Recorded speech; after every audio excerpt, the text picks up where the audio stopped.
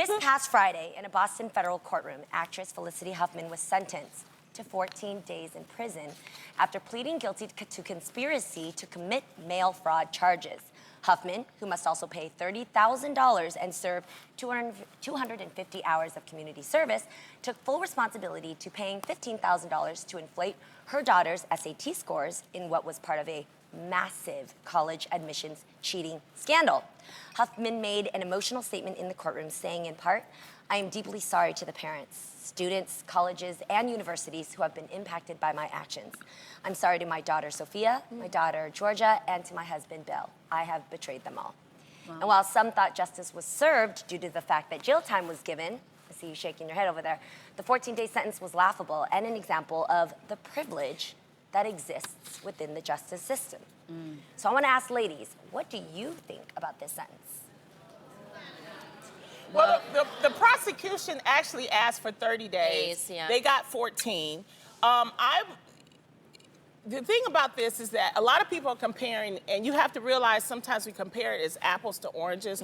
I was more upset because 14 days, people say, well, what 14 days gonna do? Jail is jail, y'all. I don't care how plush it is, whatever. When your freedom is taken, it's taken.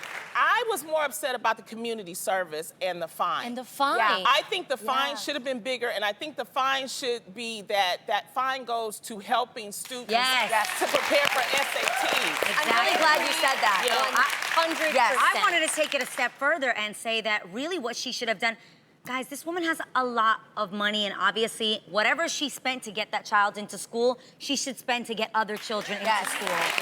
Whoever's opportunity she took, I think that to me is more payment than 14 days, because I get it, it's jail, I get it. But those 14 days will go by, it's like time out, you know what I mean? Like, and I think in comparison, which is the big issue for a lot of us, is obviously the other mother who is going to jail possibly for 5 years, like, for just putting her daughter, putting a different address so that her child could go to a better school in a better district. Okay, I do want to... For Tanya McDowell, that's what you're talking about. That's a little different of a circumstance because there was allegedly drug issues involved with her. Which gave the heavier sentencing? Exactly, because there were still students in Tanya's district that did that. They did not get jail time. Tanya allegedly brought drugs on the school and things like that. So that's the reason why you got the jail time. That's why I'm saying, you guys on Twitter, we have to be careful when people put comparisons because you got to look at each case. And each case and different, like, county, you know, state and all of that. But the reality is there is a double standard when it comes to jail, whether it's race, socioeconomic status, or the fact that you are a celebrity or not. And I feel like what this does is it sets another precedent to let celebrities know that, hey, we could do what we want to do and we'll be held to a different standard. So I agree with both of you. If we all know that they're not going to serve lots of time in jail, let's hit them where it counts. That money. That money, honey. Exactly. That's because those 14 days are gonna go by.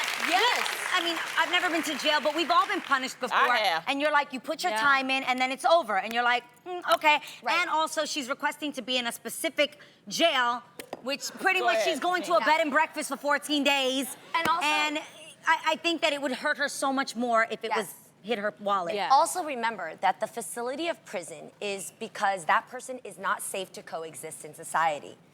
She is fine. She's somebody who made a huge mistake and should pay for it, and I do agree the funding's because our school system needs it so bad, not to mention the teachers and all that. But when I looked up court-ordered fines, guys, the money actually goes to the case itself. We're talking about $30,000. Okay, at most I'll say $10,000. But where is this money actually going? I'm actually putting this out to Real Fam. If anybody can break down where do court-ordered fines money goes? Because besides the case itself, now we're wasting our tax dollars to take up somebody in prison. That's already overcrowded and populated. Overcrowded, for sure. For me, that is such an issue, and I just feel like we have so many people in jail. Like, it's literally that's what John Legend was saying about the whole, you know, John Legend sent out a series of tweets, and he says, I get why everyone is mad when rich X person gets a short sentence and poor person of color Y gets a long one. The answer isn't for X to get more, it's for both of them to get less or none. I agree with we should level up, not down. Yes. Americans have become desensitized to how much we lock people up. Prisons and jails are not the answer to every bad thing everyone does, but we've come to use them as an address nearly for every society ill. And he's talking about non-violent things. Correct. So that's what he's Yes. talking about. Yeah. So we do have to pay some attention to that, and I agree with you. There is something against celebrity, and I have to say, And the Aunt rich. Becky, Lori Loughlin, get ready, because you going to jail.